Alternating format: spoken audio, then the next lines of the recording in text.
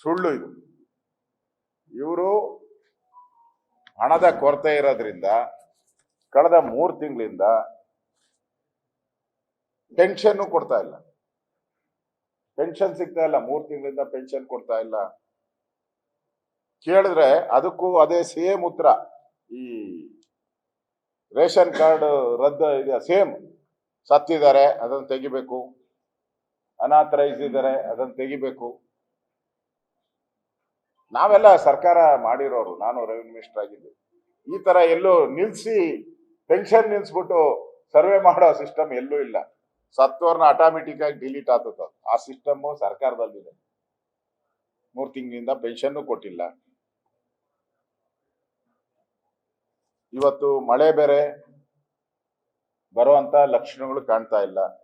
ಹಾಸನ ಜಿಲ್ಲೆಯಲ್ಲಿ ನಾನು ಅಧಿಕಾರಿಗಳ ಜೊತೆ ಸಭೆ ಮಾಡಿದೆ.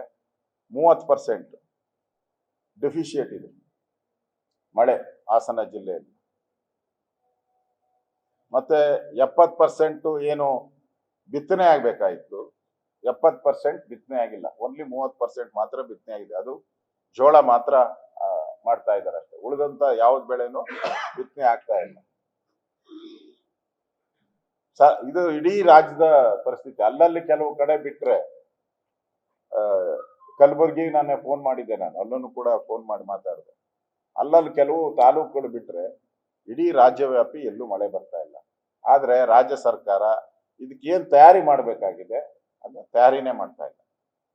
ಯಾವ ಮಂತ್ರಿನೂ ಪ್ರತಿ 15 ದಿನಕ್ಕೊಂದ್ಸರಿ ಜಿಲ್ಲಾ ಪ್ರವಾಸ ಮಾಡಬೇಕು ಅಂತ ಮುಖ್ಯಮಂತ್ರಿ ಹೇಳಿದ್ರು. ಸ್ವತಃ ಮುಖ್ಯಮಂತ್ರಿನೇ ಫಾಲೋ ಮಾಡ್ತಾ ಇಲ್ಲ. ಅದು ಎಲ್ಲೂ ಜಿಲ್ಲಾ ಪ್ರವಾಸಗಳಿಲ್ಲ.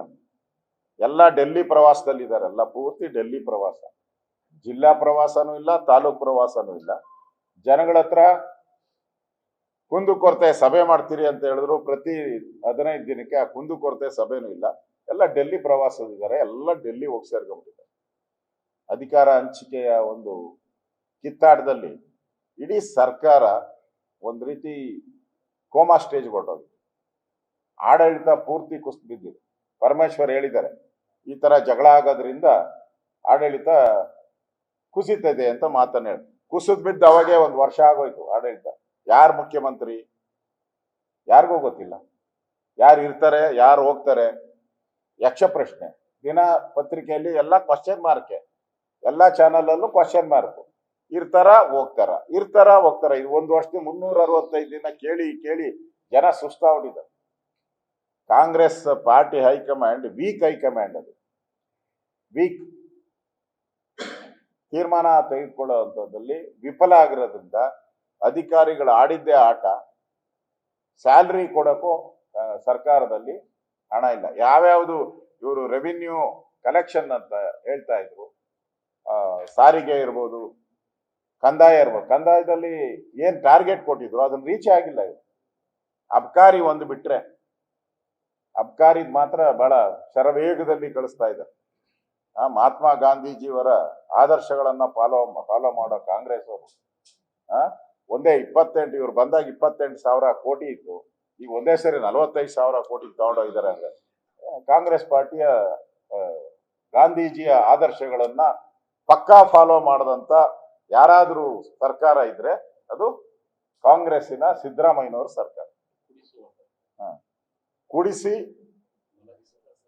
ಕುಡಿಸಿ ಆ ಕಿಕ್ ಹೊಡಿಯೋದ್ರ ಮೇಲೆ ರೇಟ್ ಹಾಕಿದಂತ ಸರ್ಕಾರ.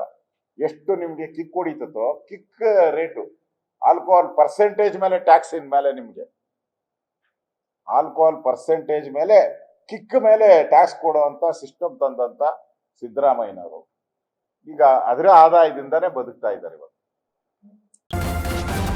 ನ್ಯೂಸ್ ಫಸ್ಟ್, ನಿರ್ಭೀತಿಯಿಂದ ನಿಮ್ಮ ಪರವಾಗಿ.